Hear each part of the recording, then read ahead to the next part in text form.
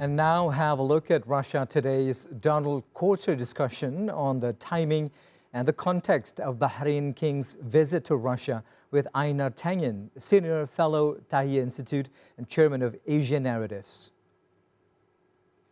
Live to Einar Tangen. He's Senior Fellow at the Tahrir Institute and Chairman of Asian Narratives. Thanks a lot for joining us once again on the program. So after this visit to Moscow, the King of Bahrain is actually set to go to China.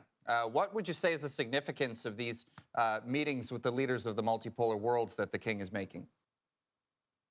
Well, obviously, they want peace, even if Great Britain and the United States don't seem to want to. It's noticeable that they're the ones who are supplying the arms and then yet accusing others of potentially supplying arms. I mean, Donald, it's ridiculous. The Great Britain accusing China of providing lethal aid to Russia.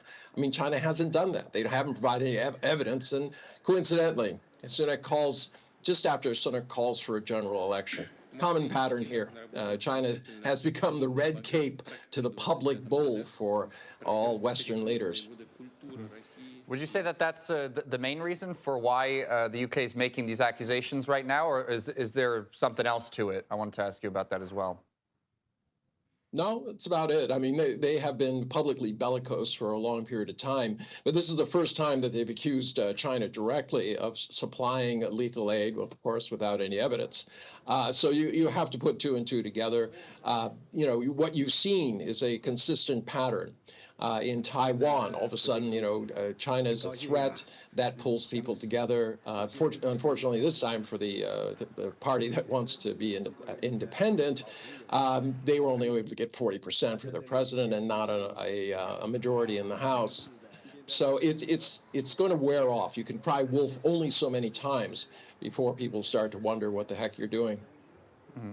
Well, we've spoken a bit about Great Britain, but why do you think U.S. lawmakers continue making these visits to Taiwan? Well, I mean, it's provocation and it's politics. They want to say, oh, we're standing strong with Taiwan. It's autocracy versus democracy. It's a lot of nonsense. And quite frankly, they'd rather be there than going to Gaza, where the U.S. case keeps saying that there's nothing going on there that anyone has to be worried about, although we are trying to limit the civilian casualties. It's really ridiculous. The U.S. is really reaching for any kind of reason why it can shift blame away from its own actions towards anybody else's. And China is always the end result. When in doubt, blame China. Mm-hmm. Well, speaking of this policy of when in doubt, blame China, I mean, Western media has recently published sort of alarmist reports over China's latest military drills around Taiwan. Do you think we're going to see a new round of scaremongering in the West in the coming days?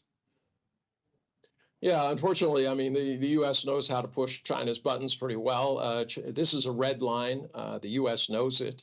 China is going to try to once again send the message that this is not something they're going to fool around with, that any attempt to declare Taiwan independent, have some sort of referendum, or start arming it so that it has offensive weapons in addition to defensive weapons is going to result in some sort of conflict.